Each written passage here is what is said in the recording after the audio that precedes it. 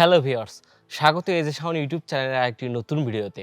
আর আজকের ভিডিওতে মূলত এর আগে শাটার প্রায়োরিটি মুড নিয়ে কথা বলছি, আজকে এভি বা এ মুড নিয়ে কথা বলবো। আপনারা যারা ক্যাননের ক্যামেরা ইউজ করেন তাদের দেখবেন ডায়াল যে মুড ডায়ালটা আছে, যেখানে ডায়াল চেঞ্জ করতে হয় সেখানে এভি লেখা আছে, নিকন বা সনির যদি হয় এ মুডে আছে। এভি বা এ মুডে যে মুডটা আছে এটা হচ্ছে মূলত অ্যাপারচার প্রায়োরিটি মুড।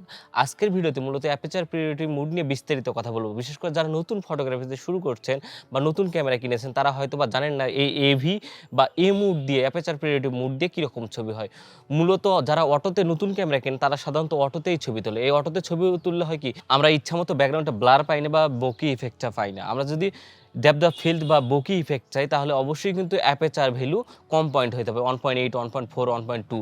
এই অ্যাপারচার ভ্যালু মানে এফ পয়েন্টটা যত কম হবে ততটা কিন্তু ব্যাকগ্রাউন্ডটা ব্লার হবে। আর এটা নিয়ন্ত্রণ করার সময় বিশেষ করে অটো থেকে ম্যানুয়ালে, যারা ম্যানুয়ালে কিন্তু নিজের ইচ্ছামতো লাইট, নিজের ইচ্ছামতো ব্যাকগ্রাউন্ডটা ব্লার করতে পারবেন, কিন্তু এই অটো থেকে ম্যানুয়ালে যাওয়ার জন্য কিন্তু আপনার অবশ্যই শাটার স্পিড, অ্যাপারচার, আইএসও সম্পর্কে ভালো ধারণা হতে হবে। এই অটো থেকে ম্যানুয়াল মুডের মাঝখানেই এভি মুড, মানে প্রায় মাঝামাঝি, এটা মিডিয়াল সেমি ম্যানুয়াল মুড।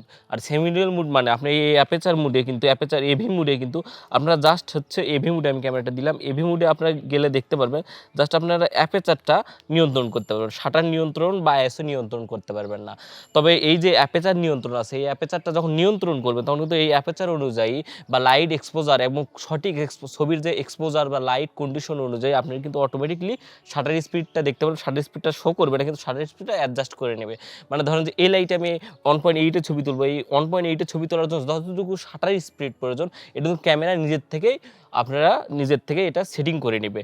আর বিশেষ করে যারা ব্যাকগ্রাউন্ডটা ব্লার চান, অনেক সময় দেখতে পারেন মানে পোর্ট্রেট ছবি তোলার সময় দেখতে পারেন ডেপথ অফ ফিল্ড বা ব্যাকগ্রাউন্ড ব্লারটা অত্যন্ত সুন্দর হয়। আবার ল্যান্ডস্কেপ ছবি তোলার সময় দেখতে আকাশের বা কোনো একটা বাড়ি, বিল্ডিংয়ের ছবি তুলবেন, যেমন এক কর্নার থেকে অন্য কর্নার পর্যন্ত পুরোটাই প্রায় ক্লিয়ার ইমেজ পাবেন এবং খুবই শার্প ইমেজ পাবেন। এটা কিন্তু মূলত অ্যাপারচার বা এভি মুডের উপর নিয়ন্ত্রণ করে। আপনারা যখন এফ নাম্বারটা ছোট রাখবেন, 1.8, 1.4, 1.2 যখন রাখবেন তখন আমরা পোর্ট্রেট ছবি তুলতে পারবেন। বিশেষ করে ওয়েডিং ফটোগ্রাফি যারা করেন, ওয়েডিং ফটোগ্রাফি করতে করতে যখন করা শুরু করবেন তারা অনেকে হয়তো বা ম্যানুয়াল মুডে দেখবেন আউটডোরে যখন ছবি তুলবেন বারবার লাইট অ্যাডজাস্ট করতে হচ্ছে বা বারবার লাইট আপনার সেটিং ভালো মতো পাচ্ছেন না। নতুন বিগিনার ক্যামেরা কিনেছেন বা ওয়েডিং ফটোগ্রাফি নতুন, তারা অবশ্যই এভি মুডে আউটডোর যে কাপল পোর্ট্রেট বা ব্রাইডের যে পোর্ট্রেট ছবিগুলো, এই পোর্ট্রেট ছবিগুলো তুলবেন। আপনার লেন্সের যদি অ্যাপারচার ভ্যালু বা এফ পয়েন্ট নাম্বার যত ছোট হবে, 1.8, 1.4, সেটাতে রেখে আপনারা ছবি তুলবেন, দেখবেন সুন্দর ব্যাকগ্রাউন্ডটা ব্লার পাবেন বা বভি ইফেক্টটা ভালো পাবেন বা ডেপথ অফ ফিল্ডটা অনেকটাই ভালো পাবেন। আপনারা যখন ল্যান্ডস্কেপ ফটোগ্রাফি করেন, বিল্ডিং বাড়ির ছবি তুলবেন,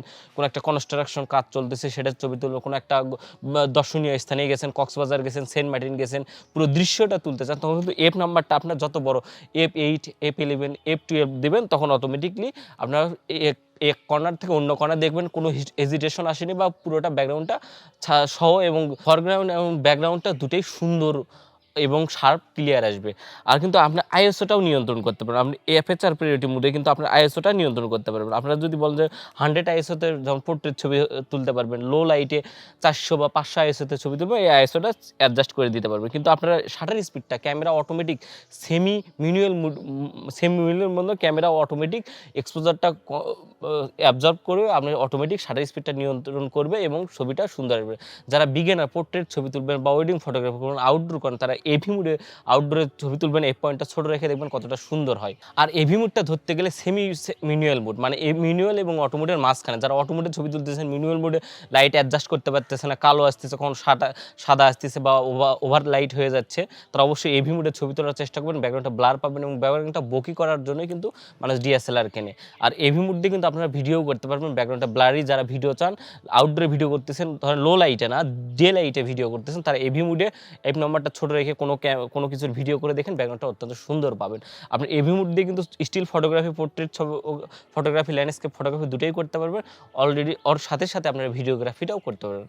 তো এভি মুড সম্পর্কে আশা করি আপনারা ধারণা পেয়েছেন। এভি মুড কিন্তু সেমি ম্যানুয়াল মুডেই ধরা যায়, মানে ম্যানুয়াল মুড অটোমোডের মাঝখানে। তো এভি মুড দিয়ে আপনারা ফটোগ্রাফি করতে করতে শাটার স্পিড, অ্যাপারচার প্রায়োরিটি মুডের সাথে সাথে যদি আপনারা এখানে যে টিভি মুড আছে বা হচ্ছে শাটার প্রায়োরিটি মুড আছে, এই দুইটা শিখে এরপরে পরবর্তীতে কোনো ভিডিওতে আমি অবশ্যই পি মুড বা প্রোগ্রাম মুড নিয়ে কথা বলবো। প্রোগ্রাম মুড নিয়ে জানার জন্য আই বাটনে বা ইন্ড স্ক্রিনে ভিডিও দেওয়া থাকবে, চাইলে দেখে আসতে পারেন। আর যারা শাটার স্পিড নিয়ে বা টিভি মুড নিয়ে বিস্তারিত জানেন না, তারা ইন্ড স্ক্রিনে দেওয়া আছে, এর আগের একটা ভিডিওতে ডিসক্রিপশনে ইন্ড স্ক্রিনে দেওয়া থাকবে, চাইলে দেখে আসতে পারেন।